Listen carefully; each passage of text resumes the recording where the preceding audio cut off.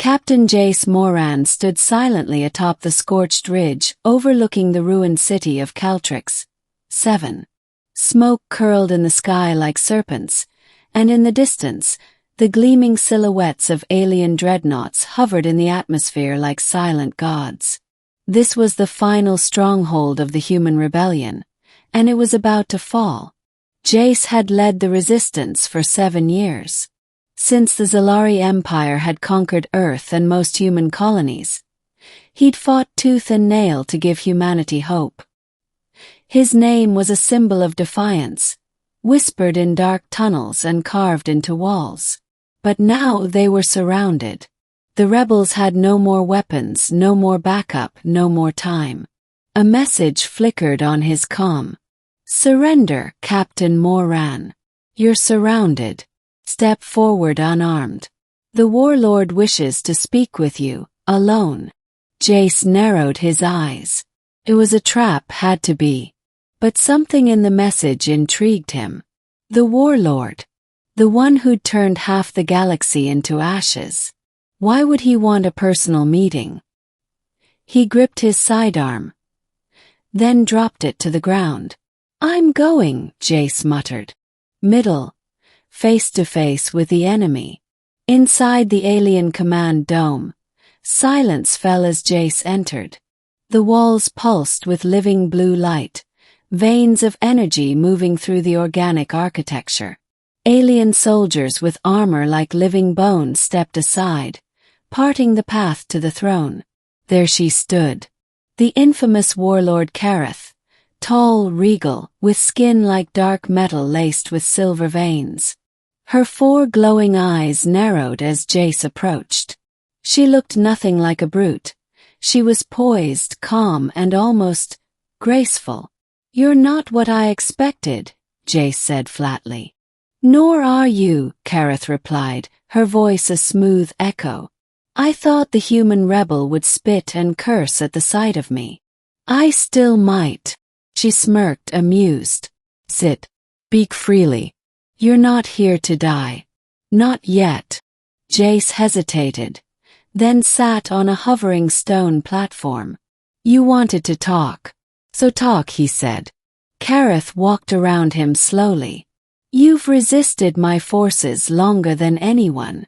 You've cost me fleets, generals, time. Most would call you a nuisance. But I see something else." He raised an eyebrow. "Admiration. Curiosity," she answered. "You fight for a species that has already lost. You choose pain over surrender. Why?" Jace clenched his fists. "Because we believe in freedom. Something your empire clearly doesn't." Kareth studied him. "Freedom is chaos. Order is survival. And love, compassion, mercy. Where do those fit into your order?" He paused. For the first time her expression faltered. Turning point. Unlikely connection. They talked for hours about war, about culture, about history. Kareth revealed she was once a scholar before becoming warlord, forced into power by her species' dying need to conquer or perish. Jace admitted he once dreamed of being a writer, not a warrior. "What happened to that dream?" she asked quietly. "It died the day your fleet bombed New Eden," he replied. A long silence followed. To his shock, Kareth looked away. "That was not my order. It was my predecessor's. I only became warlord after that. I regret its necessity." Jay stared. For a moment the room felt warmer, less alien. Suddenly a deep quake shook the dome. An officer stormed in. "High Warlord. Rebel ships have emerged from hyperspace, outside the blockade. They're opening fire." Jace jumped to his feet. "My second in command." She wasn't retreating. She was setting a trap. Kareth looked torn. "If I fight back, thousands will die. If I do nothing, my command collapses." "Let me go," Jace said. "I can call it off. We can end this differently." Kareth studied him, tension in her eyes. Then slowly she stepped aside. Go! Climax. Between two worlds. Jace ran through the halls with a borrowed calm, trying to reach his fleet. Blaster fire echoed behind him. Alien guards pursuing. He made it outside, dove into cover, and activated the signal. Stand down, he shouted into the device. Cease attack. Repeat, cease fire. Sir, his second-in-command replied. You're alive. What's going on? We have a chance at peace. Do not blow it. Stand down, all units.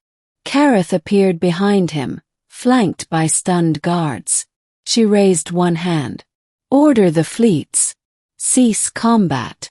Her command ships obeyed instantly. The sky, moments ago filled with war, fell eerily silent, ending a new future. 2 weeks later, under the twin suns of Caltrix, 7, a historic meeting was broadcast across both human and Zalari systems. A treaty was signed. Fragile, uneasy, but real. Humanity would retain its independence. The Zalari would halt further expansion. Resources would be shared under mutual protection. Jace stood beside Kareth as diplomats argued and historians scribbled. You know they'll never stop watching us, he said.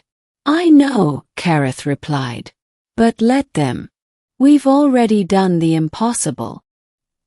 He looked at her, truly seeing her for the first time, not just as a warlord, but as a woman caught between duty and hope. You could have killed me that day, he said. You could have destroyed us all, she answered. They stood in silence a moment longer before she gently placed a hand on his arm. Perhaps, she whispered, it wasn't just curiosity after all.